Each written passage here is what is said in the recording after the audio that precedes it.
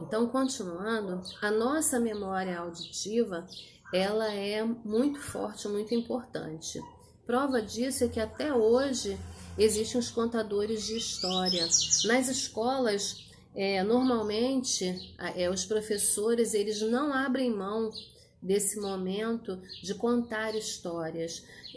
Isso é uma coisa que fica muito guardada na memória da criança. E isso acompanha os povos há muitos e muitos anos. Mesmo que seja como diversão ou para meditar na palavra de Deus, isso é um momento importante. A Bíblia, ela é um livro totalmente inspirado por Deus, e a gente já vem vendo isso, né? Nós já falamos que ela foi escrita por mais de 40 homens, que tinham profissões diferentes, classes sociais diferentes, culturas diferentes, que viveram e escreveram, cada um em um continente diferente, 3 continentes diferentes. Tinham idiomas diferentes e viveram em épocas diferentes, mas isso não foi um impedimento, porque o Espírito Santo soprou sobre eles, colocou no coração deles e no entendimento deles aquilo que era preciso ser registrado. E de maneira que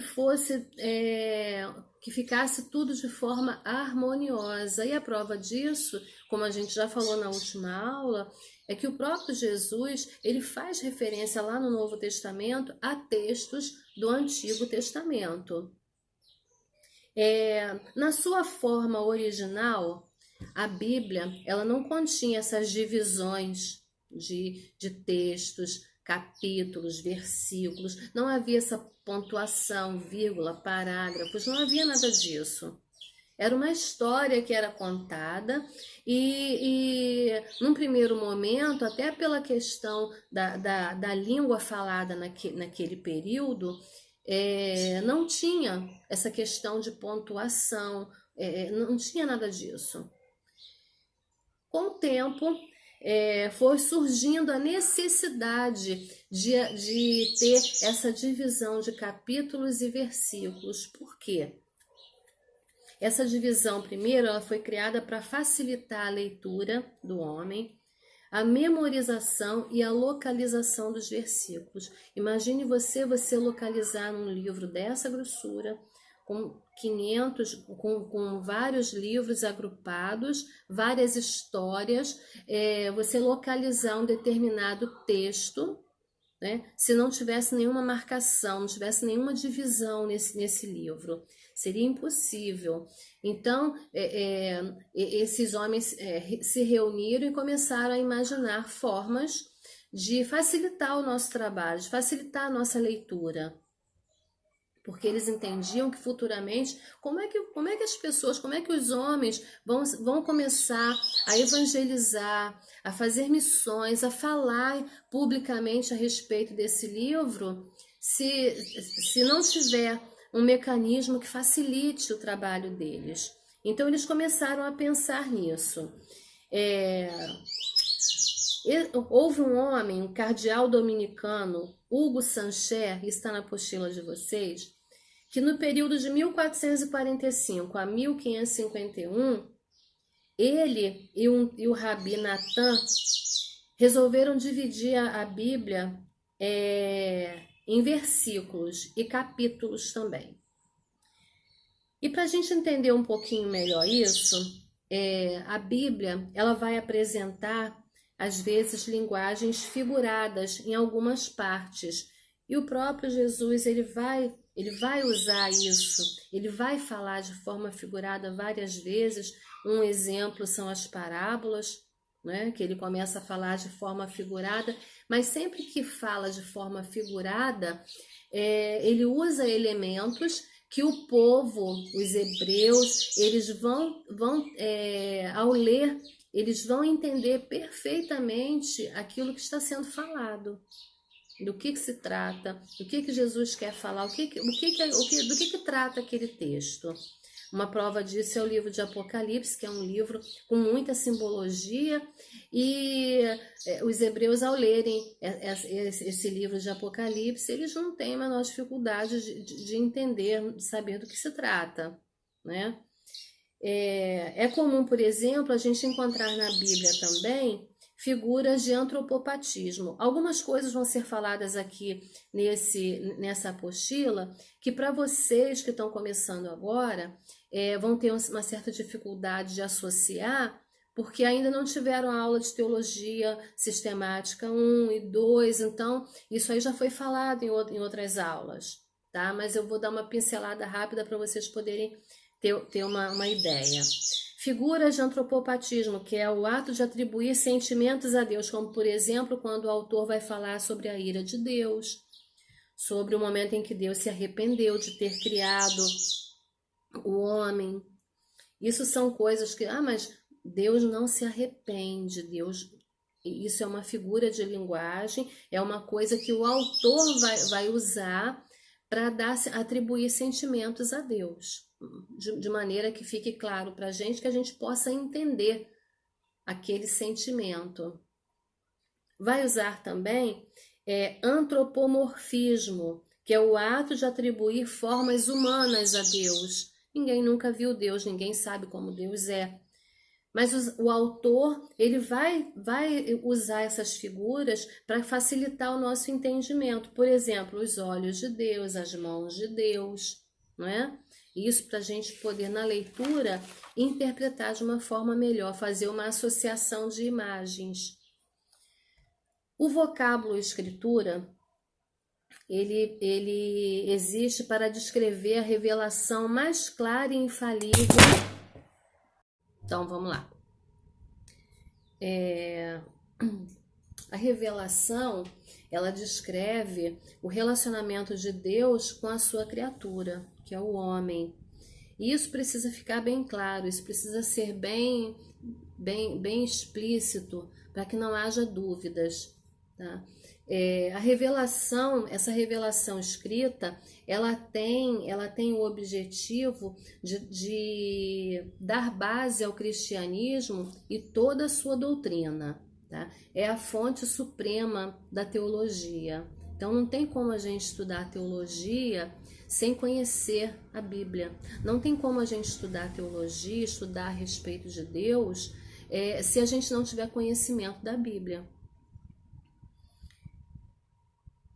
A revelação bíblica é Deus se tornando conhecido, tornando os seus pensamentos e as suas intenções, os seus desígnios, os seus mistérios conhecidos a todo homem, a toda criatura. Ela é uma mensagem em palavras humanas, de forma que a gente possa entender. Por que é que tem tantas pessoas que dizem que leem a Bíblia e não entendem? Por que é que tem tantas pessoas que dizem que não acreditam na Bíblia? Por que é que tem tantas pessoas que dizem que leem a Bíblia, mas acreditam em algumas coisas e em outras não? Não é porque Deus não revela. Muitas vezes é porque a gente lê e não entende. Eu costumo falar sempre aqui, eu já falei na última aula, aquela coisa da criança que vai para a escola e começa a passar por um momento de aprendizado e ela vai precisar de outros livros além do livro de leitura, da cartilha, para ajudar no crescimento dela. A criança, quando começa a andar, vai ter alguém que segure pela sua mão para que ela possa dar os primeiros passos. A criança, quando começa a falar, tem alguém que vai ensinar para ela o que ela deve falar. É assim que fala, repete, fala junto comigo. E esse momento de aprendizagem, é preciso que tenha alguém que tenha um pouco mais de conhecimento para poder ensinar aquele que está aprendendo, né? E é por isso que é necessário a gente estar sempre meditando, sempre se aprofundando, sempre buscando conhecimento, para que futuramente vocês sejam essas pessoas que vão transmitir o conhecimento também para outros que têm desejo de conhecer, que têm dúvidas, que têm perguntas, que querem ouvir respostas, querem conhecer. Essa semana eu estava ouvindo uma música muito antiga, mas muito antiga mesmo. E eu estava me lembrando do momento em que eu conheci essa música pela primeira vez. E eu coloquei isso em um grupo que eu faço parte, um grupo de WhatsApp, e eu falei assim, eu me lembro perfeitamente do dia em que eu ouvi essa música pela primeira vez. Eu era uma criança. Eu era uma criança. Eu me lembro que se mudou para o lado da minha casa uma família muito simples, uma família enorme. Eram muitas pessoas naquela casa, pessoas muito simples, e eles eram de uma assembleia que usava aquele roupão comprido, usava um véu, e eles ouviam música o dia todo, ouviam louvores o dia todo. E eu me lembro que tinham muitas moças na casa e uma delas me chamou. Aqui em casa não tinha muro ainda na época, era uma cerca de arame farpado que dividia o terreno. E uma delas me chamou ali e falou assim para mim: você tem. Eu também ouvia muita música na época, eu tinha ganhado uma vitrola. Olha que negócio antigo, hein, gente? O tempo passa. E ela me chamou na cerca e falou assim para mim: você tem como, eu vou te dar um disco para você ouvir, você tem como escrever a letra das músicas desse disco, porque a gente quer ensaiar a mocidade lá da igreja para um congresso, e eu vou precisar disso, tem como você fazer? Eu tenho. Peguei, na época era um LP, long play, né? Aquele disco de vinil grandão, e eu trouxe para casa e comecei a ouvir música por música e escrever. É claro que aquilo ali foi um meio, uma técnica que ela utilizou, uma estratégia do Espírito Santo para que eu tivesse acesso àquilo ali, aquela música, aquela letra. E eu era tão jovem, eu era uma menina, acho que não tinha nem 12 anos na época, eu era muito pequena, muito jovem mesmo, era uma criança. E eu copiei todas as músicas, escrevi todas as músicas e entreguei para ela.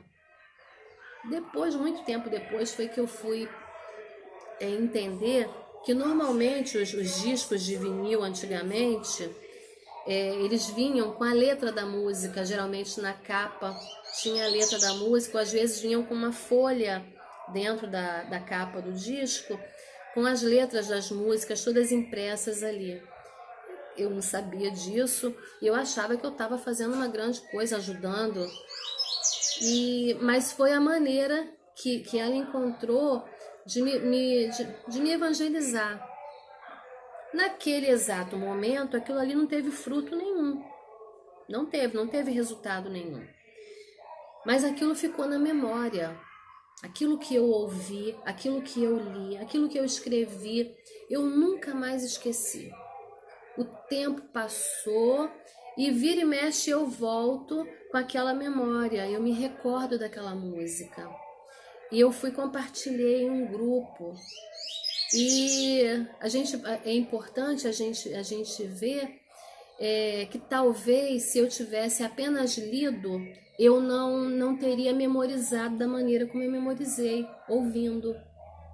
Porque eu me lembro exatamente da melodia, eu me lembro do coro, eu me lembro exatamente. E eu fui procurar essa música e encontrei a gravação do coral, da orquestra. E eu voltei, ouvindo aquela música, eu voltei no tempo. Eu me lembrei exatamente dos detalhes, do momento em que ela me chamou, me pediu para escrever, no momento em que eu fiquei ali debruçada, ouvindo aquela música, voltava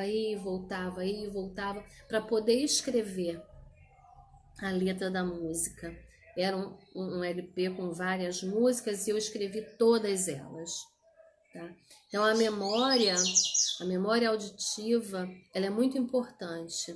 Ela tem assim o poder de fazer você voltar no tempo e lembrar exatamente dos detalhes. Isso é muito importante, muito legal. Deus então vai utilizar a revelação bíblica para mostrar para a gente como tudo que ele sente, os seus mistérios, os seus desígnios, as suas intenções, os seus pensamentos. E essa revelação, a palavra revelação, ela vem do latim revelo, que significa descobrir, desvendar, levantar o véu. Então a revelação, ela significa exatamente a manifestação de algo que estava escondido. Não está mais. Foi tudo revelado.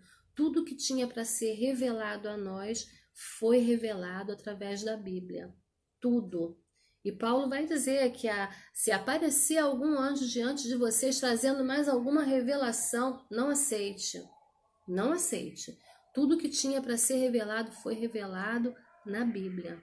Tudo que Deus tinha para transmitir para o seu povo, para aquele que nele crê, foi revelado na Bíblia. Não tem mais nada, não tem mais nenhum livro depois, não tem mais nenhum livro para ser acrescentado. Tudo está aqui, revelado na Bíblia, tá? Então, revelação é o ato pelo qual Deus se torna conhecido, com um único propósito, expor a verdade e nos salvar. Eu já falei para vocês, no semestre anterior, nós tivemos a oportunidade de ler um livro chamado Salvos de Quê? Foi importantíssimo para a gente, porque às vezes a gente é crente há tanto tempo e a gente está na igreja e a gente cumpre todos os nossos papéis, todas as nossas obrigações, e às vezes a gente não sabe, se perguntarem para a gente do que é que a gente precisa ser salvo. Salvo do pecado, a gente responde uma série de coisas. E esse livro Salvos de Quê? Nos mostra com muita clareza do que é que nós precisamos ser salvos. Salvos da ira de Deus. Porque vai chegar um dia em que ele virá julgar. Ele vai voltar. E nesse dia ele virá como juiz. Virá para julgar a todos. E nós precisamos ser salvos desse dia, do dia do julgamento, o dia da ira.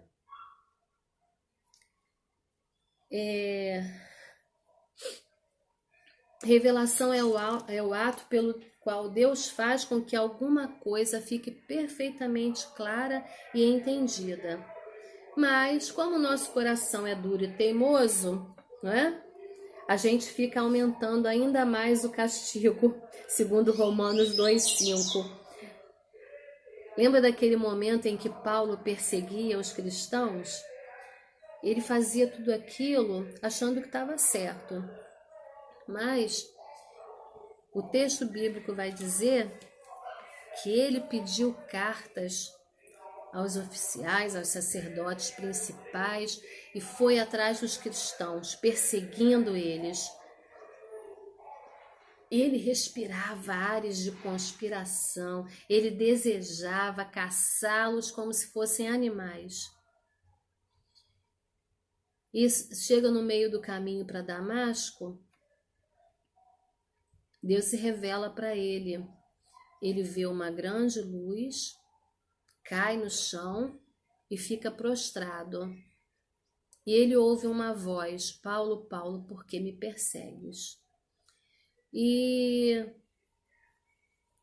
naquele exato momento, tem uma versão bíblica que vai dizer o seguinte: Paulo, Paulo, por que me persegues? Fala a respeito do aguilhão. Quanto mais você se debate, mais você sofre. Ele está fazendo referência a um instrumento que é utilizado pelo agricultor na lavoura.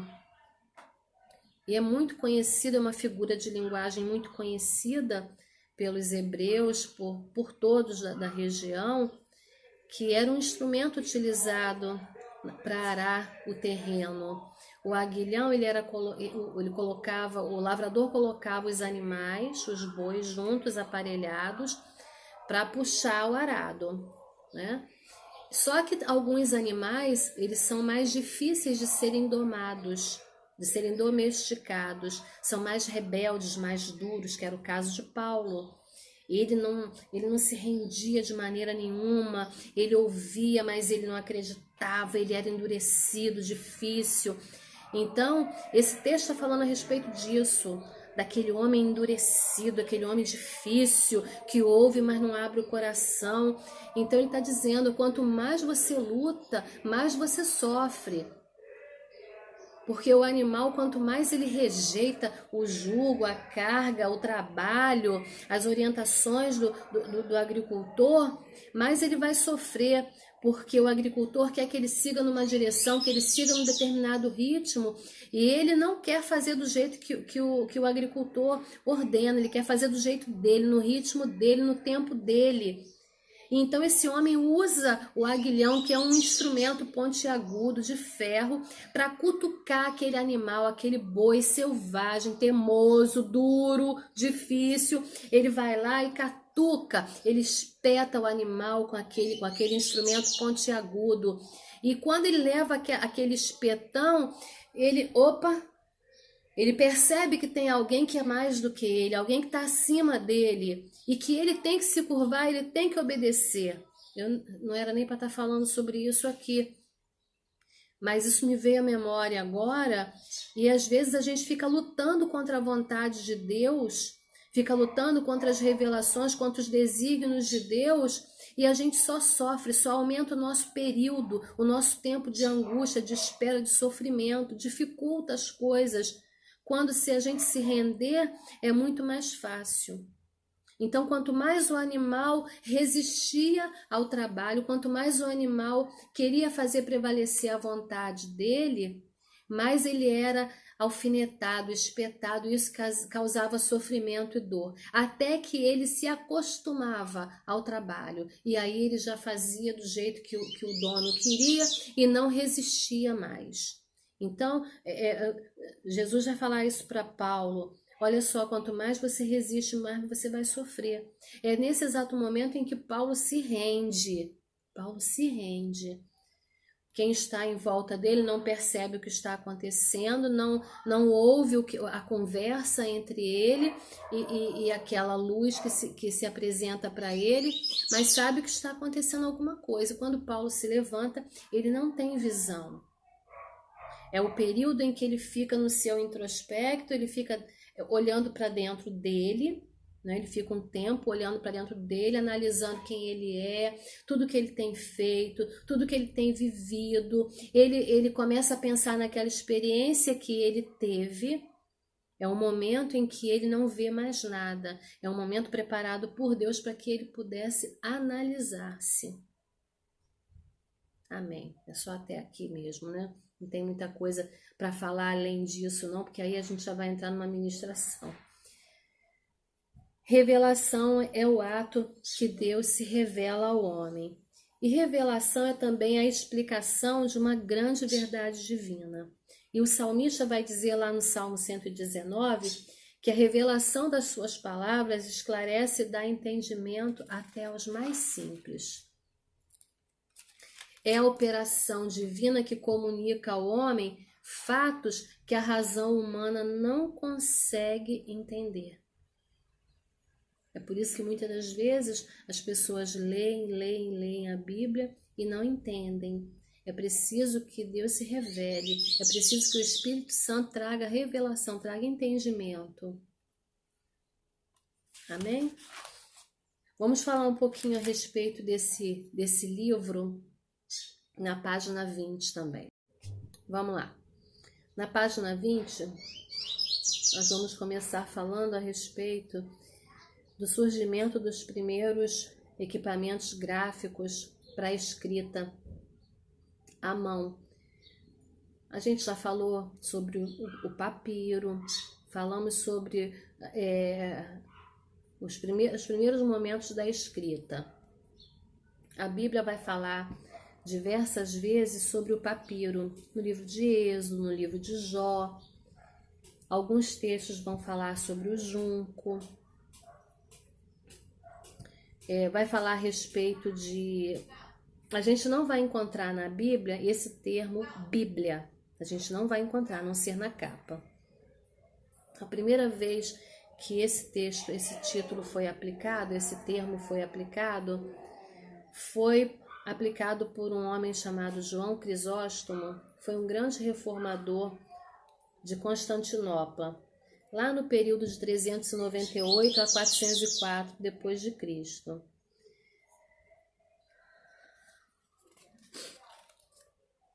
Alguns materiais que foram utilizados para confeccionar os manuscritos, a gente já viu no início, que era o pergaminho, os tabletes de argila, o velino, que era a pele de filhotes de animais. Alguns instrumentos que foram utilizados na escrita eram um cinzel, um estilete de metal e uma pena. Foram instrumentos que a gente já viu lá nas primeiras aulas que eram utilizados para a escrita. As formas dos livros antigos, na página 22, elas eram colocadas em folhas de papiro lado a lado, formavam grandes tiras e eram enroladas. A gente já viu isso. O tamanho, o uso desse rolo de 2 lados tem um nome de opistografo. E até hoje são conhecidos rolos de 3 metros e de até 10 metros. Vamos falar um pouquinho sobre a inspiração da Bíblia? Surgiram algumas falsas teorias. Quando esse livro começou a ser agrupado para formar o cânon sagrado, surgiram algumas teorias para tentar desacreditar a Bíblia, dizer que ela não era um livro inspirado. E isso foi tudo uma estratégia do inimigo contra a Bíblia. Surgiram algumas estratégias, como a teoria da inspiração natural, parcial e comum. Vamos ver isso. Teoria da inspiração natural. Ela nega o sobrenatural e ensina que a Bíblia foi escrita por homens de inigualável inteligência. Lembra que nós falamos em aula a respeito dos filósofos? Sócrates, Shakespeare, Camões, Rui Barbosa, entre outros. Pois é, esses escritores reivindicam que era Deus quem falava através deles. Olha só isso, hein? Teoria da inspiração parcial, na página 23. Ela ensina que a Bíblia não é a palavra de Deus, ela apenas contém a palavra de Deus, sendo que partes são inspiradas e outras não. Se isso aí fosse verdade, como é que a gente ia poder determinar qual é a parte que foi inspirada e qual a parte que não foi? Teoria da inspiração divina comum. Ensina que a inspiração da Bíblia é a mesma que hoje nos vem quando a gente ora, quando a gente prega, quando a gente canta, dando a entender que qualquer cristão hoje com maior ou menor nível de inspiração seria capaz de escrever uma outra Bíblia.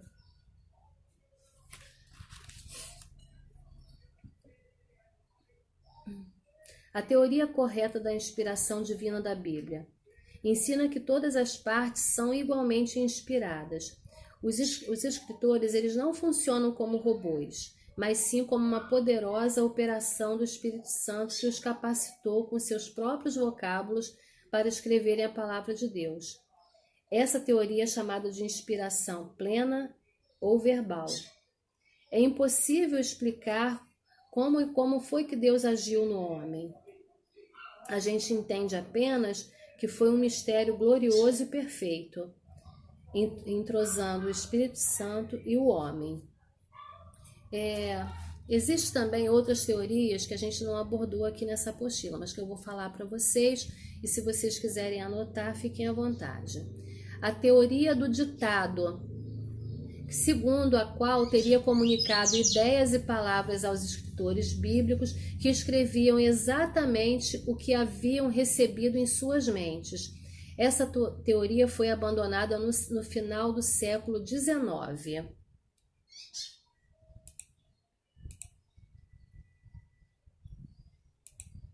Segundo a qual Deus teria comunicado. Tem ainda a teoria da aprovação posterior. Essa teoria afirmava que os homens escreveram os livros da Bíblia e a igreja os aprovou. Ela foi modificada mais tarde com a ideia de que o Espírito Santo teria dado uma assistência aos escritores, impedindo-os de cometerem erros sem interferir com outra influência.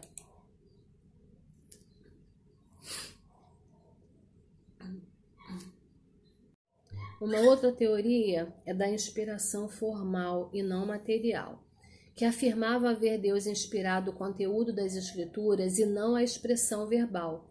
fruto do talento e da capacidade dos escritores sagrados. Essa teoria foi modificada em sua parte metodológica, isso é, não deveria partir da afirmativa de que Deus é o autor, mas da noção teológica de inspiração divina.